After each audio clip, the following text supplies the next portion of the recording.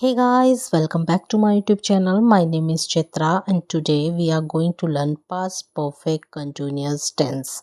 आज की वीडियो का कंटेंट है पास्ट परफेक्ट कंटिन्यूअस टेंस क्या होते हैं, हम इन्हें कब यूज़ करते हैं and past perfect continuous tense में सेंटेंस की स्ट्रक्चर क्या होती है। इन सभी टॉपिक पर आज की वीडियो में फोकस करेंगे, लेकिन उससे पहले अगर चैनल पर नए हैं तो चैनल को सब्सक्राइब कर लीजिए एंड लेटेस्ट वीडियो के अपडेट के लिए बेल आइकन को भी हिट कर दीजिए। तो टॉपिक को स्टार्ट करते हैं। आज का टॉपिक है past perfect continuous tense. So guys, सबसे पहले देखते हैं कि पास्ट परफेक्ट कंटिन्यूअस टेंस हम कब यूज़ करते हैं। पास्ट परफेक्ट कंटिन्यूअस टेंस जिसको हम पास्ट परफेक्ट प्रोग्रेसिव टेंस भी कहते हैं। The past perfect continuous tense refers to action or events which started before a particular time in the past and were still in progress up to that time in the past. Past perfect continuous tense का use हम उन action को, उन event को represent करने के लिए करते हैं जो एक पर्टिकुलर टाइम पीरियड से पहले स्टार्ट होते हैं और उस पर्टिकुलर टाइम तक प्रोग्रेस में रहते हैं। मीन्स कोई एक्शन पास्ट टाइम के किसी ड्यूरेशन में कंटिन्यू रहता है, ये बताने के लिए हम पास्ट परफेक्ट कंटिन्यूअस टेंस को यूज़ करते हैं। The past perfect continuous tense is form using had been plus present participle. Present participle means root form of the verb plus ING. Means verb की बेस फॉर्म में, verb की root form में ING को add करके present participle बनाया जाता है। यहाँ पर हैड बीन का यूज़ सभी नंबर के सब्जेक्ट के साथ किया जा सकता है। मीन्स सब्जेक्ट चाहे सिंगुलर नंबर में हो चाहे प्लूरल नंबर में हो, हम उसके साथ हैड बीन का ही यूज़ करते हैं। सो गाइस, हमने देखा कि पास्ट टाइम में जब कोई एक्शन कंटिन्यू रहता है किसी टाइम ड्यूरेशन तक, तब हम वहाँ पर पास्ट परफेक्ट कंटिन्यूअस टेंस को यूज़ करते हैं। यहाँ पर एक टाइम रेफरेंस दिया होता है, मीन्स एक टाइम पीरियड दिया होता है कि इतने टाइम पीरियड तक ये एक्शन कंटिन्यू था, क्योंकि यहाँ पर कंटिन्यू एक्शन तो पास्ट कंटिन्यूअस टेंस में भी होता है। मीन्स पास्ट टाइम में कोई एक्शन कंटिन्यू था, ये बताने के लिए हम पास्ट कंटिन्यूअस टेंस को भी यूज़ करते हैं और पास्ट परफेक्ट कंटिन्यूअस टेंस को भी यूज़ करते हैं। पास्ट परफेक्ट कंटिन्यूअस टेंस में हमारे पास एक टाइम रेफरेंस होता है कि कितने ड्यूरेशन तक या कब से ये एक्शन कंटिन्यू था। इसके साथ हम सिंस फॉर का यूज़ भी करते हैं। सिंस का यूज़ हम पॉइंट ऑफ टाइम के लिए करते हैं और फॉर का यूज़ हम पीरियड ऑफ टाइम के लिए करते हैं। Point of time means fix time. Since yesterday, since last night, since last week, since morning, since evening, since 3 o'clock, since 5 o'clock, कोई पर्टिकुलर ईयर हो सकता है, सिंस 2005। वीक का नेम बताने के लिए या मंथ का नेम बताने के लिए भी हम सिंस का यूज़ करते हैं। तो इस तरह से हम सिंस का यूज़ करते हैं फिक्स टाइम के लिए, पॉइंट ऑफ टाइम को बताने के लिए। और पीरियड ऑफ टाइम के लिए हम फॉर का यूज़ करते हैं, for 2 hours, for 2 week, for 2 months। तो इस तरह सिंस फॉर का यूज़ किया जाता है और फिर उसके बाद टाइम रेफरेंस दिया जाता है। पास्ट परफेक्ट कंटिन्यूअस टेंस के सेंटेंस की स्ट्रक्चर देख लेते हैं। पास्ट परफेक्ट कंटिन्यूअस टेंस में सेंटेंस की बेसिक स्ट्रक्चर होती है subject plus had been plus verb की बेस फॉर्म में ING plus object plus since for plus time. तो इस तरह से हम इसकी स्ट्रक्चर बनाते हैं। ये बेसिक स्ट्रक्चर है, अफर्मेटिव सेंटेंस की स्ट्रक्चर है। एग्जाम्पल से देख लेते हैं। You had been reading the book since morning. तुम सुबह से पुस्तक पढ़ रहे थे। यहाँ पर यू सब्जेक्ट है, हैड बीन हेल्पिंग वर्ब है, रीडिंग मेन वर्ब है, बुक ऑब्जेक्ट है, सिंस का यूज़ हुआ है और उसके बाद यहाँ पर टाइम दिया गया है। तो यहाँ पर ये सेंटेंस परफेक्ट कंटिन्यूअस टेंस का सेंटेंस है, उसी के अकॉर्डिंग इसकी स्ट्रक्चर बनाई गई है। सिंस मॉर्निंग, ये टाइम रेफरेंस यहाँ पर दिया गया है जो कि हमें परफेक्ट कंटिन्यूअस टेंस में ही देखने को मिलता है। एक और एग्जाम्पल लेते हैं। I had been waiting for you for 10 days। मैं 10 दिन से तुम्हारी प्रतीक्षा कर रहा था। यहाँ पर फॉर 10 days ये टाइम रेफरेंस है। 10 days पीरियड ऑफ टाइम कहलाता है, एक अनिश्चित समय जिसको बोला जाता है, और उसके साथ हम फॉर का यूज़ करते हैं। For 10 days, for 5 days, for 15 days, इनके साथ फॉर का यूज़ किया जाता है। आई सब्जेक्ट है, यहाँ पर हैड बीन हेल्पिंग वर्ब को यूज़ किया गया है। वेटिंग जो कि यहाँ पर मेन वर्ब है, प्रेजेंट पार्टिसिपल है।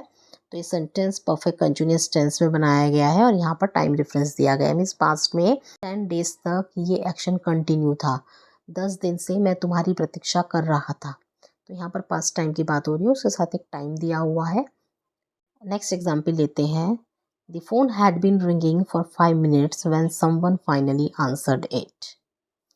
ये एक सेंटेंस है, इसमें 2 क्लॉजेस हैं। The phone had been ringing for 5 minutes and second clause is someone finally answered it. यहाँ पर ये जो फर्स्ट क्लॉज है इसको परफेक्ट कंटिन्यूअस टेंस के स्ट्रक्चर के अकॉर्डिंग बनाया गया है। 5 मिनट्स यहाँ पर टाइम दिया गया है, फॉर का यूज़ किया गया है फॉर 5 मिनट्स।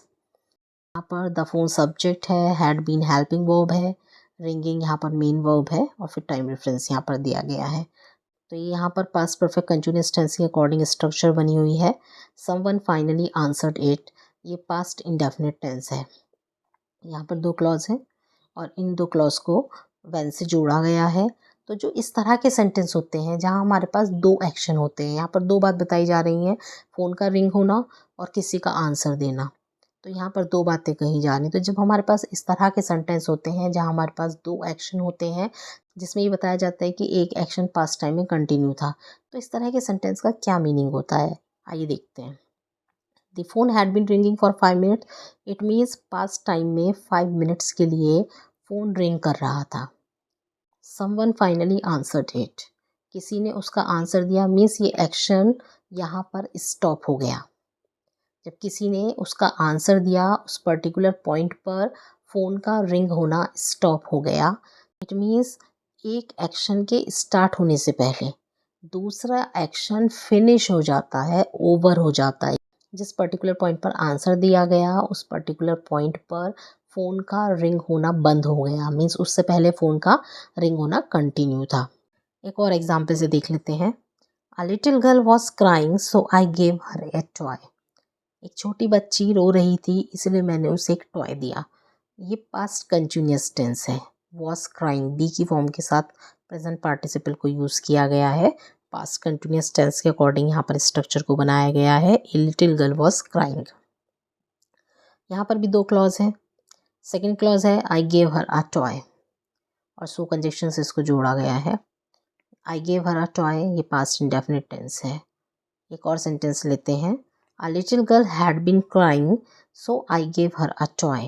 एक छोटी लड़की रो रही थी इसलिए मैंने उसे एक टॉय दिया।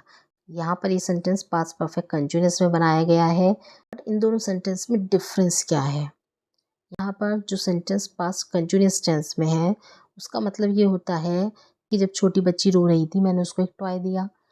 तो यहाँ पर एक एक्शन हो रहा था और उसी के बीच में एक एक्शन किया गया, मीन्स उसका रोना टॉय को देने से पहले भी कंटिन्यू था और टॉय को देने के बाद भी कंटिन्यू था।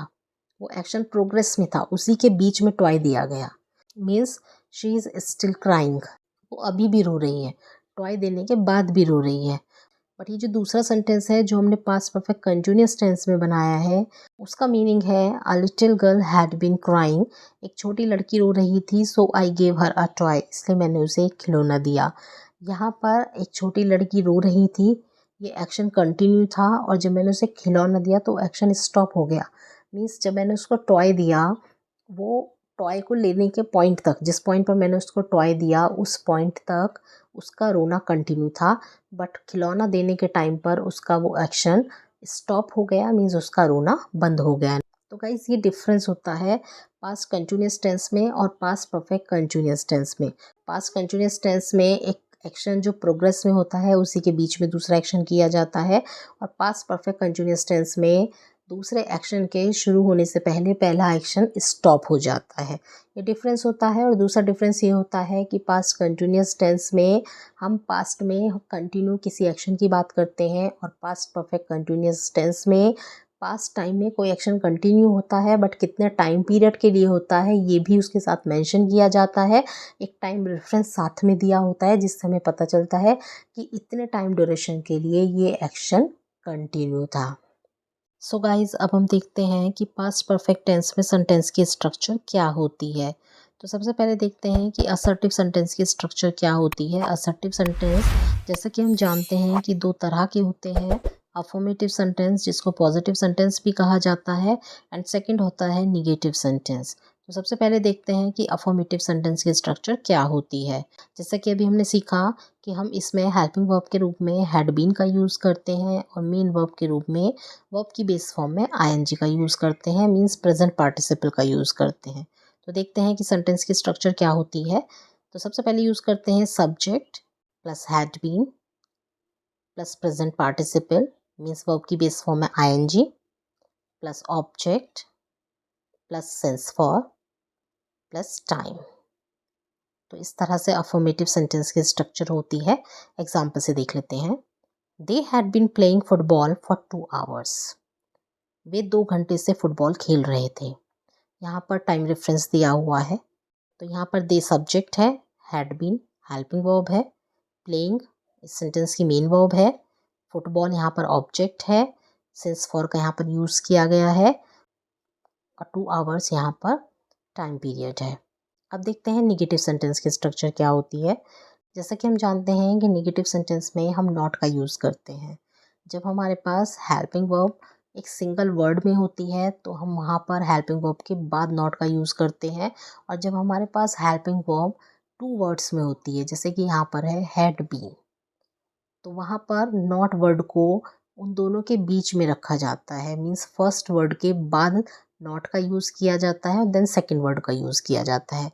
सो नेगेटिव सेंटेंस की स्ट्रक्चर होगी subject, then had not been, then verb की बेस फॉर्म में I N G, then object, then since for, then time. इस तरह से नेगेटिव सेंटेंस बनाए जाते हैं। एग्जाम्पल से देख लेते हैं। They had not been playing football for 2 hours. वे 2 घंटे से फुटबॉल नहीं खेल रहे थे। टाइम रेफरेंस दिया हुआ है। नेगेटिव सेंटेंस के अकॉर्डिंग इसकी स्ट्रक्चर यहाँ पर बनाई गई है। अब देखते हैं कि इंटरोगेटिव सेंटेंस की स्ट्रक्चर क्या होती है। जैसा कि हम जानते हैं कि इंटरोगेटिव सेंटेंस 2 तरह के होते हैं, येस और no answer type question, and second होता है WH टाइप क्वेश्चन। येस और नो आंसर टाइप क्वेश्चन वो क्वेश्चंस होते हैं जो हेल्पिंग वर्ब से स्टार्ट होते हैं और जिसका आंसर हमें हमेशा येस और नो में मिलता है। हिंदी ट्रांसलेशन में इस तरह के सेंटेंस क्या से स्टार्ट होते हैं, और यहाँ पर इंग्लिश ट्रांसलेशन में हम इसमें हेल्पिंग वर्ब को स्टार्टिंग में लगा देते हैं। यहाँ पर हमारे पास हेल्पिंग वर्ब में 2 वर्ड्स हैं, तो यहाँ पर जो फर्स्ट वर्ड होगा मीन्स हैड का यूज़ हम सब्जेक्ट से पहले करेंगे और बाकी स्ट्रक्चर सेम रहती है। तो देखते हैं कि येस और नो आंसर टाइप क्वेश्चन की स्ट्रक्चर क्या होती है। सबसे पहले यूज़ करेंगे had, then subject, then not, then been, then verb की बेस फॉर्म में I N G, then object, then since for, then time. इस तरह से येस और नो आंसर टाइप क्वेश्चन की स्ट्रक्चर बनती है। एग्जाम्पल से देख लेते हैं। Had they not been playing football for 2 hours. क्या वे 2 घंटे से फुटबॉल नहीं खेल रहे थे। यहाँ पर हम देख रहे हैं कि क्या से ये सेंटेंस स्टार्ट हुआ। इंग्लिश ट्रांसलेशन में हेल्पिंग वर्ब से स्टार्ट होते हैं, हिंदी ट्रांसलेशन में क्या से स्टार्ट होते हैं, और इसका आंसर हमें हमेशा येस और नो में ही मिलता है। अब देखते हैं सेकंड टाइप। सेकंड टाइप होता है WH टाइप। इस तरह के सेंटेंस क्वेश्चन वर्ड से स्टार्ट होते हैं। हिंदी ट्रांसलेशन में ये क्वेश्चन वर्ड सेंटेंस के बीच में आते हैं। क्वेश्चन वर्ड से ही सेंटेंस स्टार्ट होते हैं, हिंदी ट्रांसलेशन में ये क्वेश्चन वर्ड सेंटेंस के बीच में आते हैं। तो इसमें सबसे पहले हम क्वेश्चन वर्ड का यूज़ करेंगे और बाकी स्ट्रक्चर येस और नो आंसर टाइप क्वेश्चन की तरह ही रहेगी। तो सबसे पहले यहाँ पर यूज़ होगा question word, then had, then subject, then not, then been, then verb की बेस फॉर्म में I N G, then object, then since for, then time. तो इस तरह से WH टाइप क्वेश्चन की स्ट्रक्चर बनती है। एग्जाम्पल से देख लेते हैं। Who had been playing football for 2 hours. 2 घंटे से कौन फुटबॉल खेल रहा था। तो यहाँ पर कौन सेंटेंस के बीच में आया है, क्वेश्चन वर्ड है। कुछ और एग्जाम्पल देखते हैं। I had been waiting for 10 minutes when they called my name. मैं 10 मिनट से प्रतीक्षा कर रही थी जब उन्होंने मेरा नाम पुकारा। तो यहाँ पर जैसा कि मैंने बताया कि पास्ट टाइम में कोई एक्शन कंटिन्यू होता है और जैसे ही दूसरा एक्शन स्टार्ट होता है वो पहला एक्शन स्टॉप हो जाता है। मैं 10 मिनट से प्रतीक्षा कर रही थी जब उन्होंने मेरा नाम पुकारा, और जिस पॉइंट पर उन्होंने मेरे नाम को पुकारा वहाँ पर ये एक्शन स्टॉप हो गया, मीन्स वहाँ पर वेट करना स्टॉप हो गया। नेक्स्ट एग्जाम्पल लेते हैं। He had been working hard all day so he was tired. वह पूरे दिन कार्य कर रहा था इसीलिए वह थक गया।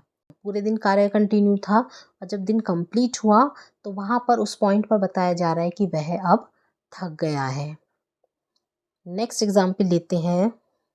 विच book had you been reading since 4 PM?